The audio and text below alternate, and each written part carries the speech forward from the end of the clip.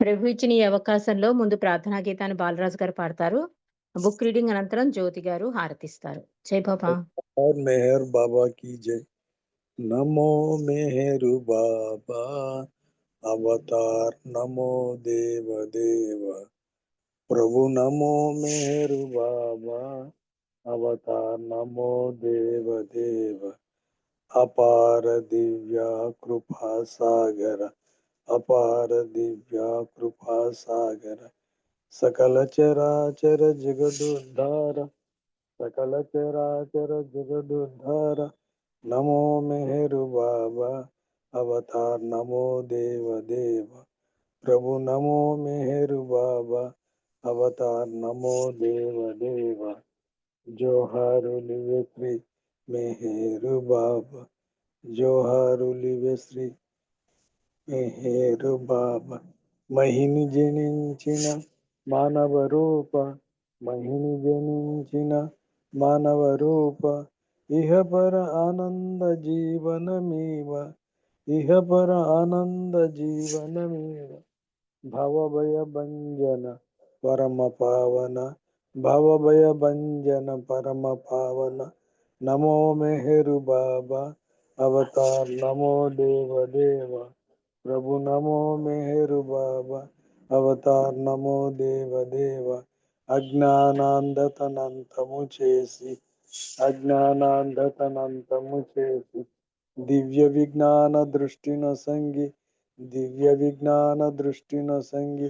హరిషడ్వర్గము అంతరింపగా హరిషడ్వర్గము అంతరింపగా అవ్యయ మోక్షం అనుగ్రహింపు అవ్యయ మోక్షం అనుగ్రహింపు। నమో మెహరు బాబా అవతార్ నమో దేవదే। प्रभु नमो मेहरु बाबा अवतार नमो देव देव। जय मेहर बाबा जय जय मेहर बाबा जय जय मेहर बाबा जय जय मेहर बाबा जय जय मेहर बाबा जय। अवतार मेहर बाबा की जय। जय बाबा अंडी। జై బాబా అండి. ప్రార్థనా గీతంతో ఈరోజు ఈ సహవాస్ ప్రారంభించినందుకు జై మెహర్ బాబా. మనం సద్గురు కార్యసరళి అనే పుస్తకంలోని విశేషాలను తెలుసుకుంటున్నాం. ఐవిడ్ జ్యూస్ గారు రాశారు ఇంగ్లీష్లో హౌవే మాస్టర్స్ వర్క్స్ అని. దాని తెలుగు అనువాదం చదువుకుంటున్నాం. నిన్నటి రోజు ఏం చదువుకున్నామంటే ఐవిడ్ జ్యూస్ గారు వాళ్ళ అమ్మాయి కూడా బాబా దర్శనానికి వస్తే బాబా వీళ్ళని చూడగానే అంటారు, మీరిద్దరూ అనేక యుగాలుగా నాతో ఉన్నారు అన్నారు.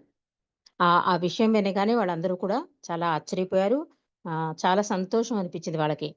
ఆయనతో ఉన్నప్పటికీ ఆధ్యాత్మిక ముందుకు పురోగించలేకపోయాం అని చెప్పి కొంచెం బాధ కూడా కలిగింట ఐవిడ్ జ్యూస్కి. అక్కడ వరకు నేను చదువుకున్నామండి. ఈ రోజు విషయంలోకి వద్దాం. ఈ పుస్తకంలో ఏంటంటే ఐవిడ్ జ్యూస్ గారు ఆవిడ అనుభూతితో పాటు బాబా సందేశాలను కూడా చెప్తూ మధ్యలో మళ్ళీ మండలి వాళ్ళు ఏదైనా ఆ సందర్భానికి సంబంధించి ఏదైనా చెప్పింది కూడా ఇందులో అనుబంధం కింద రాశారండి. అది కూడా మనం ఒకసారి తలుచుకుందాం. మేము బాబాతో ఫోటో తీయించుకోవడానికి చార్మియానికి అనుమతి ఇచ్చారు. ఎట్టి పరిస్థితుల్లోనూ బాబా పాదాలను తాకవద్దు అన్నారు. ఆయన మా గురించి తన మస్తు కార్యక్రమానికి మధ్యలో 5 రోజులు విరామం ఇచ్చారు. ఒక్క నిమిషం.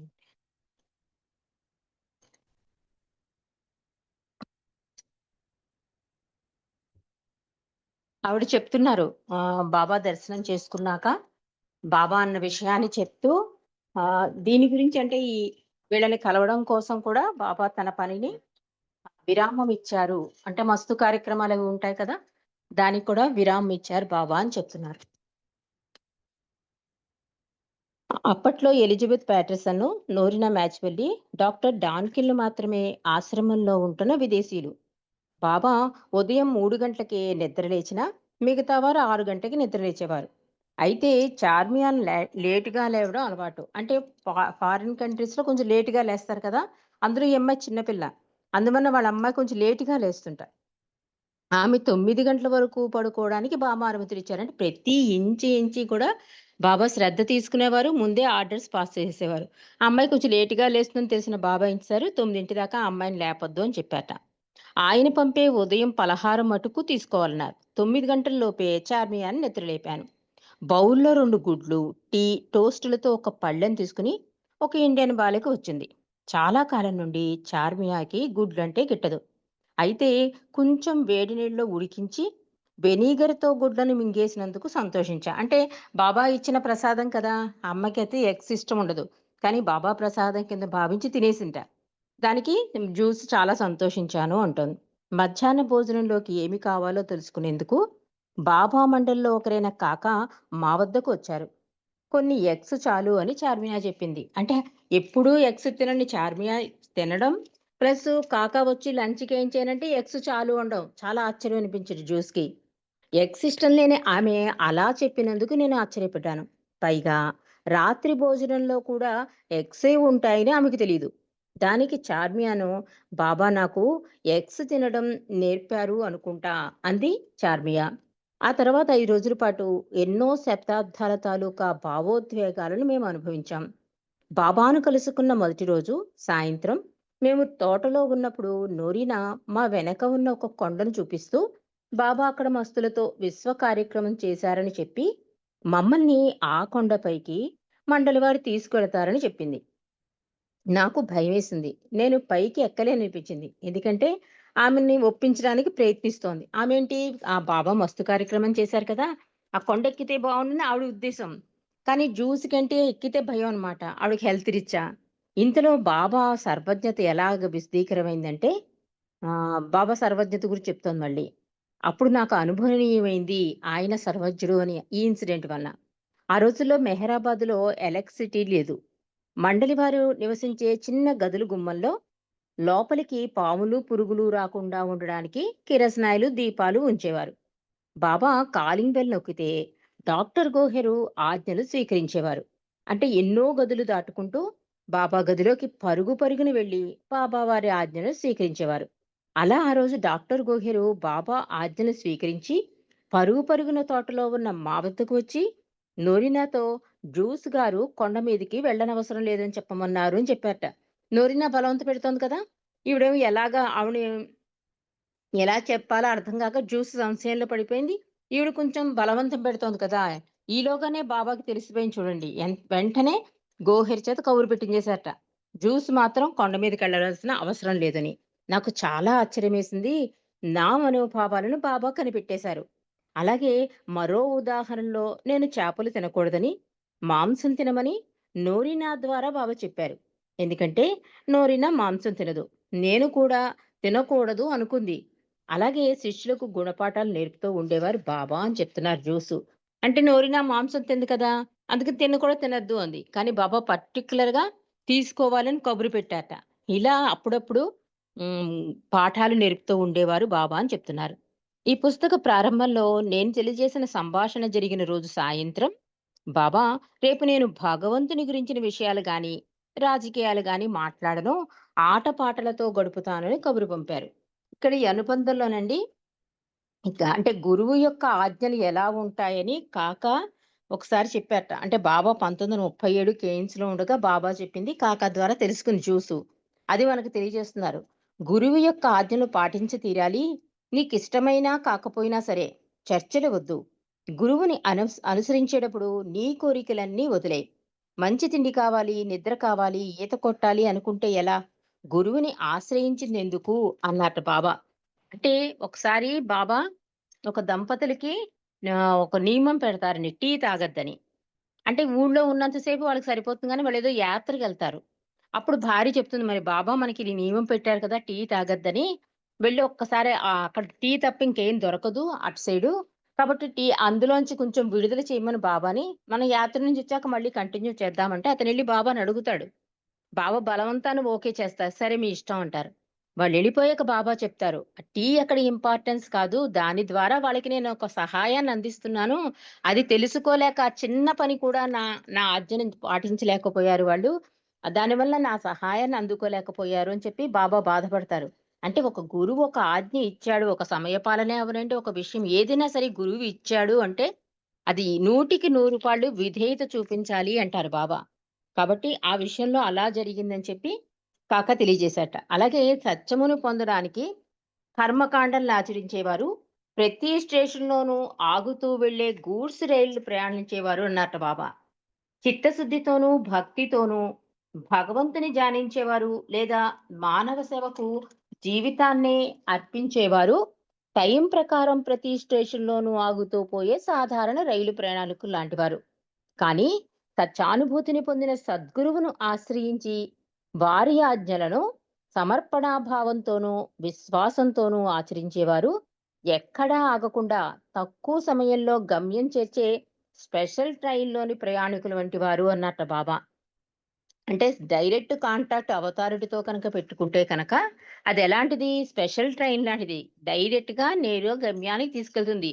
మిగిలిన పద్ధతులన్నీ తీసుకెళ్తాయి. కానీ చాలా లేట్‌గా అంటే ఒక గూడ్స్ బండిలాగా, మామూలు ట్రైన్‌లాగా మనం ఎక్కడికైనా వెళ్ళాలనుకోండి సూపర్ ఫాస్టే కదా ఎక్కుతాం. అంతేగాని మామూలు నార్మల్ బస్సు కానీ, నార్మల్ ట్రైన్ కానీ ఎక్కం. అంటే ఎంత త్వరగా గమ్యం చేరాలి అనుకుంటాం కదా!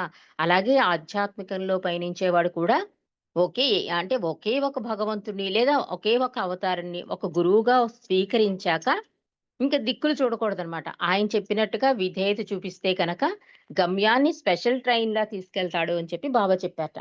అలాగే బాబా ఆజ్ఞలు, అనుమతులు 2 వేరు వేరు. మనం అనుకుంటాం బాబా ఆజ్ఞ ఒకటి, అనుమతి 2 ఒకటే కదా అనుకుంటాం. కానీ 2 వేరు వేరు అని చెప్తున్నారు. ఇది ఆదికేరేని గారు చెప్పారండి. బాబా ఆయనంతట ఆయన ఇచ్చేవి ఆజ్ఞలు. మనం కోరితే అంగీకరించి అనుమతించేవి వేరు. ఆజ్ఞలను సర్వజ్ఞుడు మనకు ఉద్దేశపూర్వకంగా ఏ విధమైన కల్తీలు లేకుండా అందిస్తాడు. వ్యక్తుల కోరికలను అనుసరించి వాటిని పాటించినా పాటించకపోయినా ఇచ్చేవి అనుమతులు. ఈ పై 2 విషయాలలోనూ బాబా ఏ విధమైన షరతులను పెట్టనప్పుడు సమన్వయంతో విధేయులే పాటించాలి. కార్యాచరణలో ఏ విధమైన లోపాలు కనిపించినా సామరస్యంతో వాటిని సరిదిద్దడం మన బాధ్యత. అలాంటప్పుడు మనం కష్టాలను ఎదుర్కోవలసి ఉంటుంది. అటువంటి సందర్భాలలో పరిస్థితులకు లొంగిపోకుండా ధైర్యం వహించాలి అన్నట్ట బాబా ఆదిక్యరాణి గారు చెప్పారు. ఇది ఎప్పుడంటే 1958 జూన్ 25ని బాబా చెప్పారట. కాబట్టి ఆ అనుమతి వేరు, బాబా ఆర్డర్ వేరు. ఇది గమనించమంటున్నాడు ఆదిక్యరాణి. ఇప్పుడు అసలు విషయంలోకొద్దాం. మళ్ళీ తన తన బాబా దర్శనంలో జరిగిన సంగతులు మళ్ళీ చెప్తున్నారు. ఈ పుస్తక ప్రారంభంలో నేను తెలియజేసిన సంభాషణ జరిగిన రోజు సాయంత్రం బాబా అన్నారు, "నేను భగవంతుని గురించి విషయాలు గాని, రాజకీయాలు గాని, ఆటపాటలతోనే గడుపుతాను. ఇలాంటివేమీ మాట్లాడను" అన్నట్టు. వేటి గురించి? భగవంతుడి గురించి, రాజకీయాల గురించి. మరునాటి ఉదయం టిఫిన్ టైములో మేము ఐదుగురం డాక్టర్ డాన్కిన్‌తో సహా యుద్ధానికి సంబంధించిన విషయాలు అంటే రష్యా దేశం గురించి మాట్లాడుకుంటుండగా డాక్టర్ గోహెర్ వచ్చి నిన్న రాత్రి మీకిచ్చిన సూచనలు మీరు మర్చిపోయారు అని బాబా అంటున్నారని చెప్పింది. అంటే బాబా ఒక మాట అన్నారు అంటే దానికి కట్టుబడి ఉండాలి. అంటే ఏ మరుపాటు కూడా ఉండకూడదు శిష్యుడన్నవాడు గురువు దగ్గర. అందుకని వీళ్ళు మర్చిపోయారు. ఆ టిఫిన్ టైమ్‌లో రష్యా యుద్ధం గురించి మాట్లాడుకుంటున్నారట. గవుక్కున గోహెర్ వచ్చి చెప్పింట. "నేను రాత్రి బాబా చెప్పారు కదా! దాన్ని మర్చిపోయారా" అని. మేము త్రోటుపాటు పడ్డాం. వెంటనే టిఫిన్ ముగించేసి 8 గంటలకు మెహ్రా, మణి, ఇతర స్త్రీమండలు ఉండే చిన్న ఇంటికి వెళ్ళాం. అక్కడ స్త్రీలు భోజనాలు చేసే పెద్ద గుండ్రని టేబుల్‌కి ఒకవైపున బాబా సోఫాలో కూర్చుని ఉన్నారు. మమ్మల్ని టేబుల్‌కి రెండో వైపున కూర్చోమన్నారు. మిగతా స్త్రీలు వారి గది గుమ్మంలో నిల్చుని ఉన్నారు. బాబా సమక్షంలో ఎప్పుడు ఏది ఎలా ఉంటుందో చెప్పలేం. మేము ఆడుకోవాలని బాబా నిర్ణయించారు. వినోదభరితమైన కథ ఏదైనా చెప్పమని చార్మియాన్‌తో బాబా అన్నారు. నిజంగా తెలియకపోయినా గురువుని సంతోషపెట్టే కథను కల్పించి చెప్పాలి. అందుచేత నేను ప్రపంచంలో ప్రసిద్ధిగాంచిన ఒక సైకియాట్రిస్ట్ గురించి ఆయనకి సంబంధించిన ఒక కథ చెప్పాను. బాబా కథ ముగిసిన తర్వాత తన ఫోటో ఆల్బమ్‌ని నాకు చూపించమని మెహ్రాతో చెప్పారు. అంటే ఆవిడ బాబా సమక్షంలో జరిగిన చిన్న చిన్న ఇన్సిడెంట్‌తో పాటు బాబా తన తనకి సంబంధించిన ఒక ఫోటో ఆల్బమ్‌ను కూడా చూపించమని మెహ్రాతో చెప్పారట. ఇక్కడ సోదరి మణిజా చెప్పిన ఒక విషయాన్ని కూడా రాశారండి. అది చదువుకుందాం. చిన్న చిన్న విషయాలలో కూడా బాబా యొక్క గొప్పతనాన్ని మనం చూడగలం. అజ్ఞానంతో ఎరుక లేకుండా ఆయన ఆజ్ఞలను పాటించడంలో తప్పులు చేస్తే క్షమిస్తారు. బాబా ఫలానాది చెయ్యమని చెప్పినప్పుడు మనం తటపటాయించినట్లయితే ఆయనకు కోపం వస్తుంది. ఆయన కళ్ళెర చేస్తే భూమి పగిలి దిగబడిపోతున్న అనుభవం మనకు కలుగుతుంది. మళ్ళీ మనం ఆ తప్పిదం చెయ్యం. ఇది ఆయన మనల్ని మలిచే విధానం. ఆయన క్షమిస్తాడు, ప్రేమిస్తాడు. ఆయన కరుణా సముద్రుడు. ఆయన మనలను క్షాళన చేస్తాడు అంటారు సోదరి మణిజ. ఇక జిన్ ఏడ్రియల్ అని అతను 'అవతార్‌లో' ఇలా రాశారటండి. సాధారణ భక్తుల గురించి బాబా చెబుతూ, "నాకు భక్తులు చాలా మంది ఉన్నారు. కానీ విధేయత చూపరు. కొందరు సందేహిస్తారు, విధేయత చూపిస్తారు. నన్ను సందేహించకుండా, ప్రశ్నించకుండా, విధేయులై ఉండి ప్రేమించే వారెవ్వరూ లేరు" అన్నారట బాబా. అంటే అంత మండలి అంత విధేయత చూపుతున్నా కూడా ఇంకా ఎక్కడో ఏ మారుమూలో చిన్న విధేయత చూపించట్లేట. అందుకని బాబా చెప్పేసారట. నాకు నిజంగా విధేయులై ఉండేవాళ్ళు ఎవరూ లేరని. సోదరి మణిజ కూడా అంటోంది, పొరపాటు చేసిన ఆయన క్షమిస్తారు గానీ, ఆయన వేంపు చూడాలంటే మాత్రం అప్పుడు ఆ భూమి రెండుగా చీల్చి అందులో పడిపోతే బావుండేమో అన్నంత ఫీలింగ్ కలుగుతుందండి. ఒకవేళ పొరపాటుగా తప్పు చేసేసినా కూడా. అందుకని సోదరి మణిజ అంటోంది, ఆయన కరుణా సముద్రుడే కానీ, ఆ టైములో మాత్రం మాకా ఫీలింగ్ కలిగేది తప్పు చేశాక అని చెప్తోందావిడ.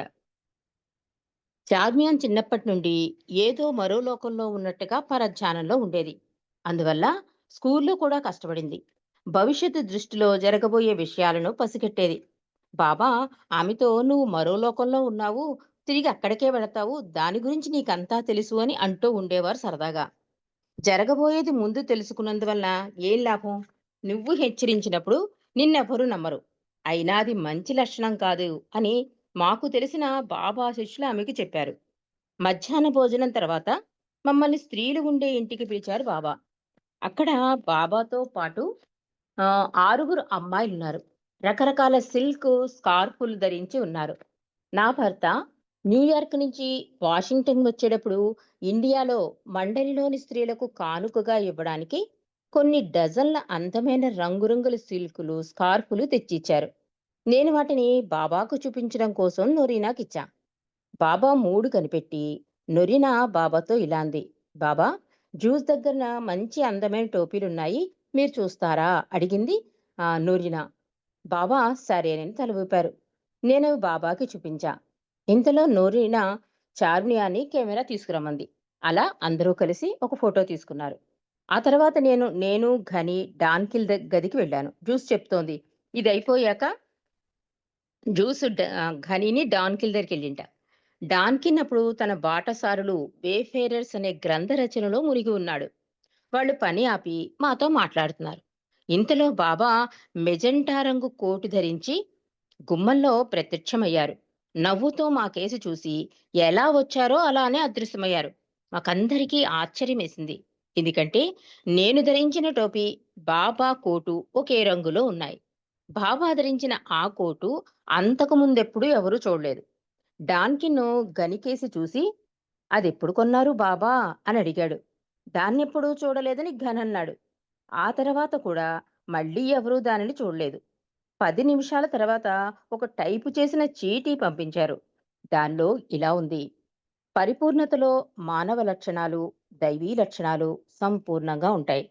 గొప్పవారికి సామాన్యులకు ఒకే విధంగా వ్యక్తమవుతాయి. పరిపూర్ణులైన వారిలో అనంతమైన ప్రేమ, అపరిమితంగా పవిత్రమైన ఆధ్యాత్మికత, గొప్ప వినోదం ఉంటాయి. ఆయన భక్తుడి స్థాయికి దిగి వచ్చిన ఎప్పటికీ సద్గురువుగానే ఉంటాడు అని బాబా ఒక సందేశాన్ని పంపారట. బాబా అన్నట్టు ఒకసారి, ఒకరోజు ఒక గురువు శిష్యుని పిలిచి ఫలానాది చెయ్యమంటాడు. బాబా ఒక దాని గురించి చెప్తున్నారంటే తప్పులు చేసేస్తూ ఉండేవారు కదా! బాబా ఏం చెప్పినా ఒక్కొక్కసారి పొరపాటు జరిగిపోతూ ఉండేది కదా! దాని గురించి ఇక్కడ అనుబంధంలో బాబా అన్నది రాశారండి. ఎప్పుడంటే 1961లో ఫ్యామిలీ లెటర్స్‌లో మణి చెప్పింట. ఒక గురువు శిష్యుని పిలిచి ఫలానాది చేయమన్నాడు. మరునాడు పిలిచి అది చేయవద్దన్నాడు. మూడో రోజు పిలిచి పెళ్లి చేసుకోమన్నాడు. నాలుగో రోజు పెళ్లి చేసుకోవద్దన్నాడు. శిష్యుడు కలవరపడ్డాడు. అంటే గురువు యొక్క ఆర్డర్స్ రోజు రోజుకి మారిపోతుందో. గురువుని మీరు చెయ్యమన్న దానిని చెయ్యవద్దంటున్నారెందుకు అని అడిగాడు. అప్పటికింకా ఆఖరికి సహనం కోల్పోయి, ఒకసారి చేయమంటారు, ఒకసారి చేయొద్దంటారు. దీనికి కారణం ఏంటి అని అడిగాట శిష్యుడు గురువుని. గురువన్నాడు, "నీవు పని చెయ్యడం అనుకున్నది నిజానికి పని కాదు. నీ అంతట నువ్వు చేసేది పని చేయడం కాదు. నా ఆజ్ఞ ప్రకారం నువ్వు చేసేది, చెయ్యనిది నిజమైన పని చేయడం" అన్నారు. అంటే బాబా ఒక పని చెప్తారు కదా! అది చెయ్యొద్దన్నారనుకో మానేయడమే. అదేంటి బావ చెప్పారు మళ్ళీ మానేయమంటున్నారు. అసలు ఆ బుద్ధి, ఆ మేధస్సు వాడకూడదన్నమాట. హఫీజ్ మహాకవి చెప్పినట్టు. బాబా కూడా ఇక్కడ గురువు కూడా అడిగాడు శిష్యుడు. "ఓసారి ఆర్డర్ ఇస్తారు, ఓసారి చేయొద్దంటారు. కన్‌ఫ్యూజ్ అయిపోతున్నాను నేనంటే" అప్పుడు చెప్తున్నాడు గురువు. అసలు నేను పని చెప్పడం అన్నది కరెక్టే. కానీ నా ఆజ్ఞ ప్రకారం చేయడం అన్నది కరెక్టు. అంతే తప్ప నేను వద్దన్నాననుకో మానేయాలి. అంటే వద్దన్నది ఆజ్ఞే, చెయ్యమన్నది ఆజ్ఞే. ఈ రెండిటిని నువ్వు తీసుకోవాలి. అప్పుడే అసలైన పని చేయడం అని చెప్పి బాబా చెప్పారని ఫ్యామిలీ లెటర్స్‌లో మణి చెప్పింది. అలాగే ఒకసారి బ్లూ బస్ యాత్రలో ఒకరోజు బాబా అందరికీ లంచ్ టైమ్‌లో శాండ్‌విచ్‌లు ఇచ్చారట. కానీ డాన్కిన్‌కి ఇవ్వలేటండి. అది గ్రహించిన కిట్టి ఏం చేసిందంటే, సగం సగం అతనికిచ్చింది. కొంతసేపయిన తర్వాత అంటే అతను అందరికి ఇచ్చేసాక తను తింటుంటే డాన్కిన్ కనిపించాడు. "నీకేది బ్రేక్‌ఫాస్ట్" అంటే నాకివ్వలేదన్నాడు. మర్చిపోయారేమో బాబా అనుకుని తన దానిలో సగం ఇచ్చేస్తుంది. ఎవరు కిట్టి డేవి. ఇస్తే అది బాబా చూస్తారు. డాన్కిన్ వైపు తిరిగి "నువ్వేమైనా తిన్నావా?" అని అడిగారు బాబా. అంటే తిన్నానని చెప్తాడు. అదేంటి నేనివ్వలేదు కదా! నేనిస్తేనే కదా నువ్వు తినాలి. ఎందుకు తిన్నావు? అంటే కిట్టి ఇచ్చిందండి. బావ చాలా కోపడతారట. డాన్‌కిన్‌కి నేను పని డాన్‌కిన్‌తో నేను పని చేయవలసి ఉంది. అందుకని నేను అతనికి బ్రెడ్ ఇవ్వలేదు. నాకు తెలీదా అతనికివ్వాలని. నువ్విచ్చావు. దీనివల్ల నువ్వు ఎంత అవిధేయత చూపడమే కాకుండా, నేను చేసే పనికి అడ్డుపడ్డావు అని చెప్పి కిట్టి డేవిని చాలా దెబ్బలాడారు. అంటే బావ మర్చిపోయారేమో అనుకునే ఉద్దేశంతో ఇచ్చింది. అతను తన దాంట్లోదిచ్చింది. దానివల్ల ఏమైంది? బాబా అతని ద్వారా చేయవలసిన ఏదో కార్యక్రమానికి అడ్డుపడిపోయింది కిట్టి. అందుకని బాబా చాలా కోప్పడ్డారు. అలాగే మరోసారి కిట్టి బస్సులో బాబా పక్కన కూర్చుంది. బాబా బస్సు దిగి బయటకు వెళ్లారు. ఈలోగా మరొకరిని తన సీట్లో కూర్చోబెట్టి తను వారి సీట్లోకి మారింది. బాబా తిరిగి వచ్చాక కిట్టిని కోప్పడి, "నువ్వంటే ఇష్టమని నా పక్కన కూర్చోబెట్టుకోలేదు. నీతో నేను చేయవలసిన పని ఉంది" అన్నారు బాబా. చూడండి బాబా చేసే ప్రతి పని ఆయన మన విషయంలో ఎంత ఇంచి ఇంచి చూసుకొని శ్రద్ధ వహిస్తారో, ఆయన చెప్పే ఆర్డర్‌లో కూడా, ఆ విధేయతలో కూడా అంత పరిపూర్ణత ఇవ్వాలి అని చెప్తున్నారు బాబా. బాబాకు విధేయులమై ఉంటూ, బాధను అనుభవించవలసి ఉంటుందని తెలుసు. అంతా బాబా చేతుల్లోనే ఉంది. బాబాకు మనం చేసే సహాయం, విధేయత మాత్రమే కిట్టిడే అంటోంది. ఎందుకంటే, మనకేదైనా పని చెప్పినప్పుడు దాని వెనక సరైన అర్థము, పరమార్థము ఉంటాయి. అయితే ఆ విధేయత ప్రేమతో కూడి ఉండాలి. అంటే మనకు తెలిసిందనుకోండి ఒక బాబా ఏదో ఒక పని ఇందాక టీ చూడండి టీ విషయంలోనే వాళ్ళు వాళ్ళ పని కోసం ఆ ఆర్డర్‌ని వద్దనుకున్నారు. కానీ బాబా సహాయాన్ని మిస్ అయిపోయారు. బాబాయే స్వయంగా చెప్పారు. ఇప్పుడు కిట్టీ దేవి కూడా అదే అంటోంది.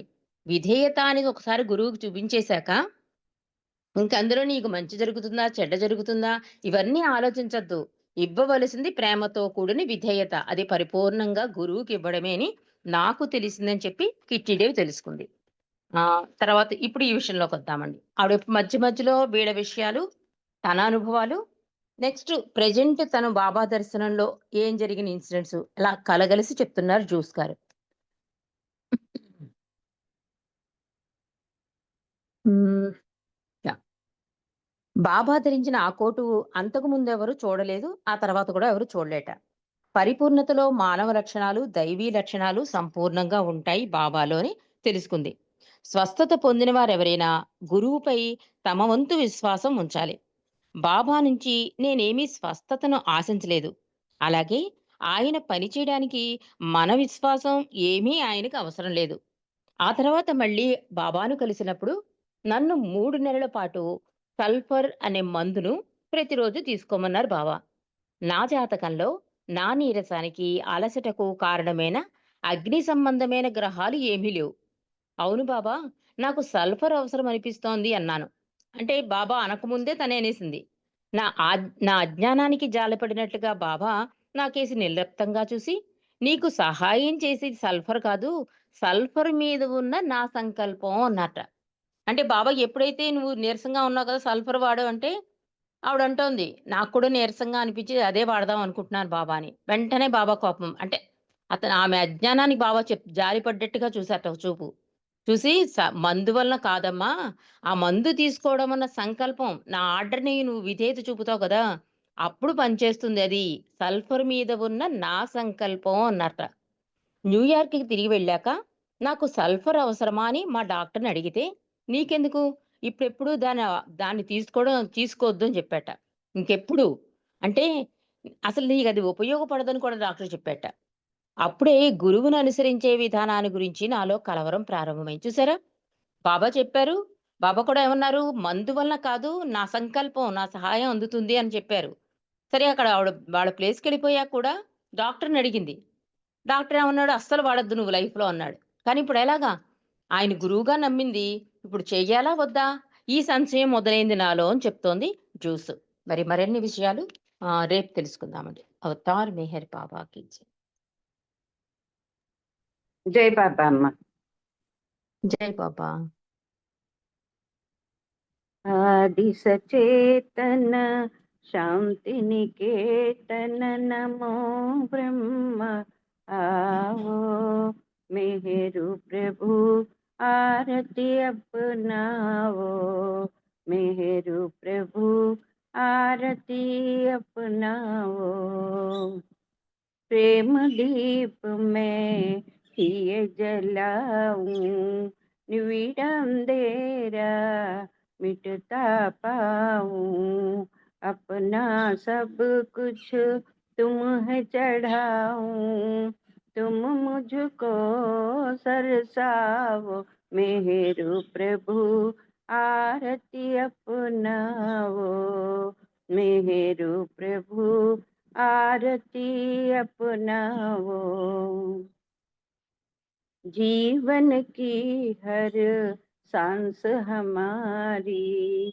बन जाए प्रभु गति तुम्हारी हे करुणा कर लीलाधारी तुम करुणा बरसाओ मेहरु प्रभु आरती अपनाओ मेहरु प्रभु आरती अपनाओ बने आरती जीवन मेरा आदि अंत का लय हो घेरा खुले नयन और दिखे सवेरा खुले नयन और दिखे सवेरा तुम मुझ में छा जाओ मेहरु प्रभु आरती अपनाओ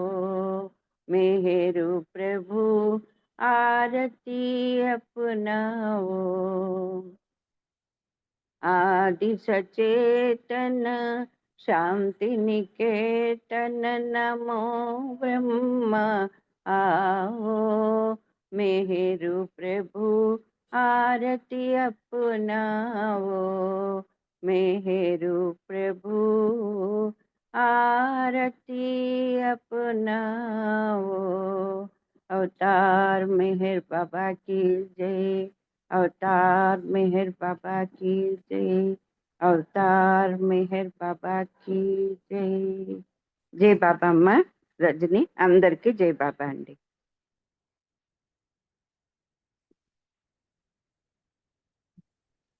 జై బాబా అండి అందరికి.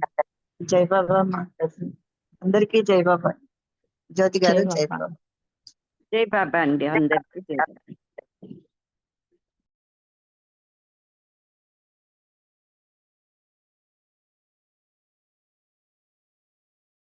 బాలరాజ్ గారు జై బాబా. సునా జై బాబా అమ్మా.